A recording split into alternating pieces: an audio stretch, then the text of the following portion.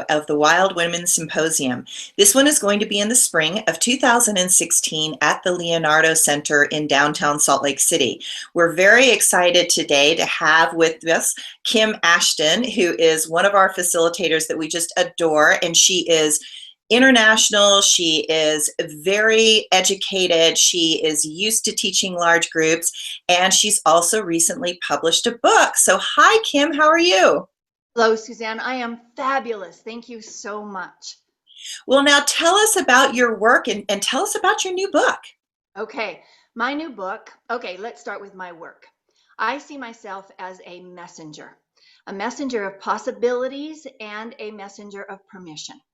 Possibilities that you can basically do whatever you put your mind to doing, and permission to do it your way. Because it's extremely important that we're authentic about any work that we're doing. Okay, so my book, it's called A Guide to Living on Purpose. It is complete as of last week. I have sent it on, and hopefully it will be ready to purchase the 1st of April, which is extremely exciting. Now, here's the cool thing about my book, is that you can read it in sections. You don't have to start at the beginning and end at the end.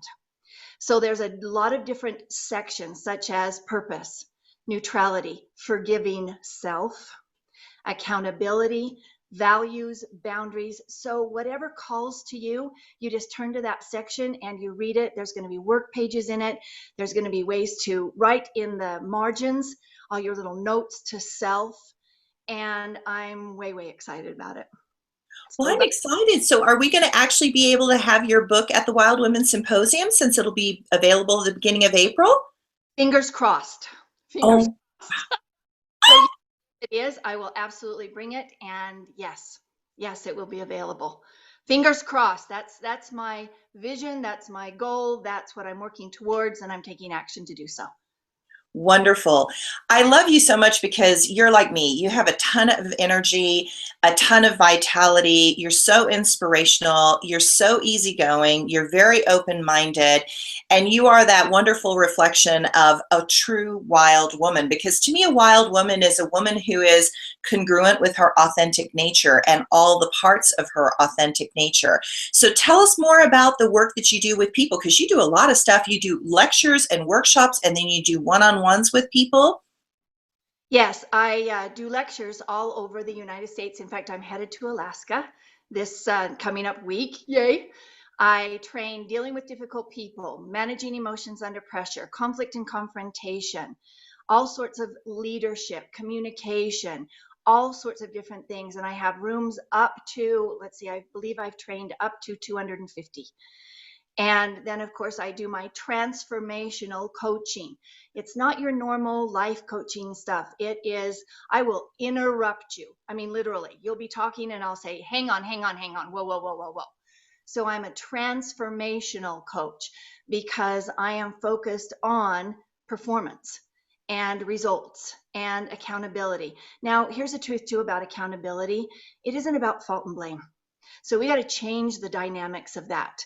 Accountability simply is to account for my choices, period. That's it. Oh yeah, I chose to do that in that moment.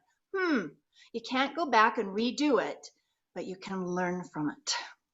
And that's the key point right there, is mistakes are put in our way to learn from.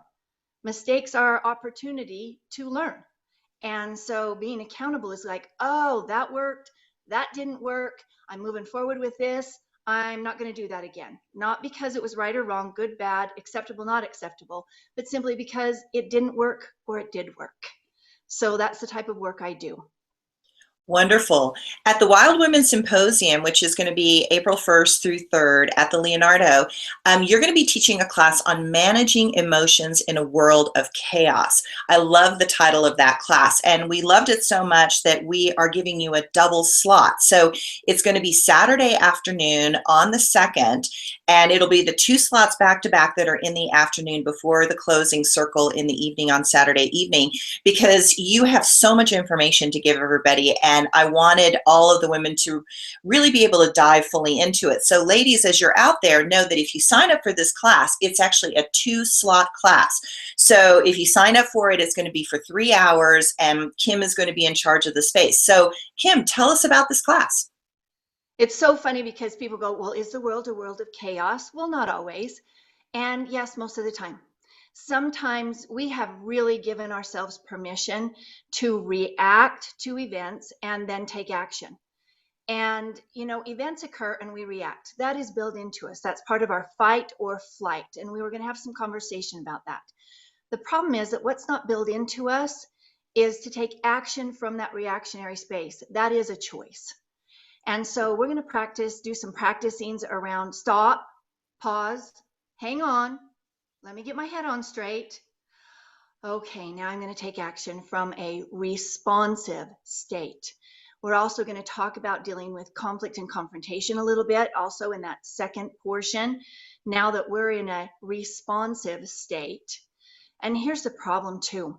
Why I say it's a world of chaos is because reaction is it's $1 billion business. Let's just say it right out loud. It's $1 billion business. And let me point that out.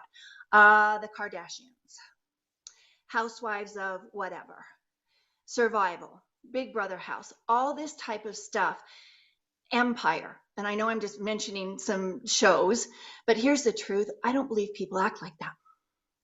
In their normal day-to-day lives, I believe that we are conscious and empathetic and edify and build up and see the greater good in others. And so we have got to start giving ourselves permission to stop, to interrupt, to wait, to look at things, and most of all, to shut up and listen to what people are telling us, because people are telling us everything we need to know about them.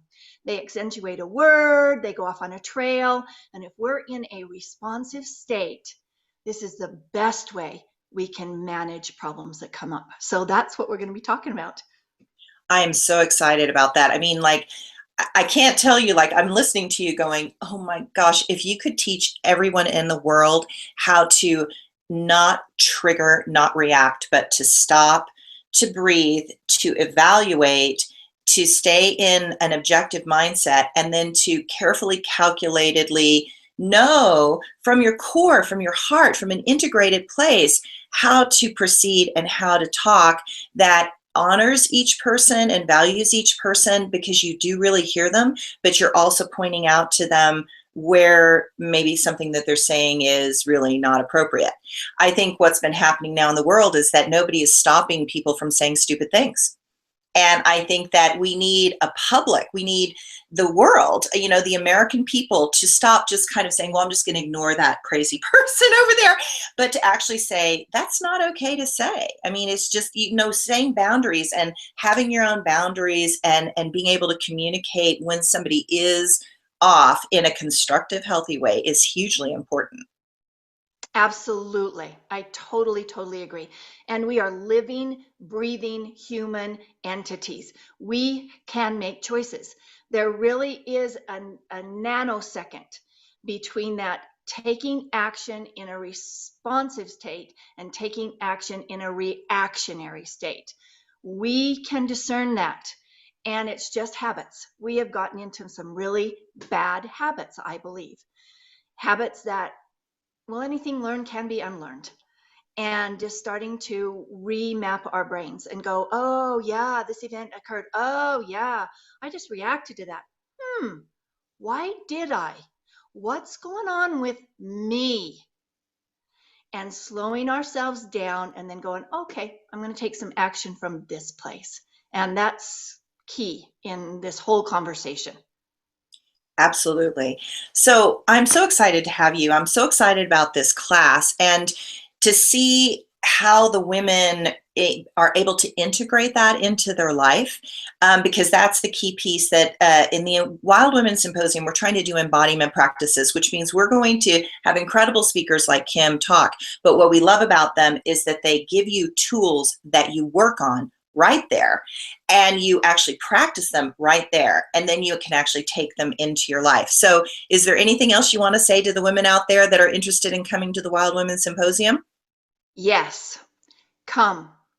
If, not even if, when your spirit says, oh, this is so for me, make sure you take action. Action is the biggest part. I love what Suzanne just said. Action is a big part. Take action. You'll figure out the money. You'll figure out the babysitting. You'll figure out the time. You'll figure it out. Make a committed action to get signed up. Because here's what I know is a year ago, I went to my first Wild Women Symposium in the spring, and my life has propelled in a way that I could not even begin to imagine from that space, because I was willing to take action and go, oh, this is for me. It has just opened up a space of collaboration, a space of sisterhood, a space of tribal, a huge space of resources. That's the key for me, is I have a ton more resources now. So ladies, if it's stirring, take action on it. If it's not stirring, ask yourself, why isn't it stirring? And then take action on it. Go from there. Thank you, Suzanne, for allowing me to be a part of this wonderful collaborative work. Thank you. I so love that you're like me. It's like, I'm tired of doing everything alone. I'm tired of doing it by myself. I know that I don't have all the answers, but what I do know is a lot of incredible women who have enormous pieces that are essential pieces for women's expansion and growth. And you hold a ton of tools in your toolkit. And we are so honored and blessed to have you at the Wild Women Symposium. So I can't wait to see you there. Thank you so much for this interview. Thank you. Thank you. Thank you.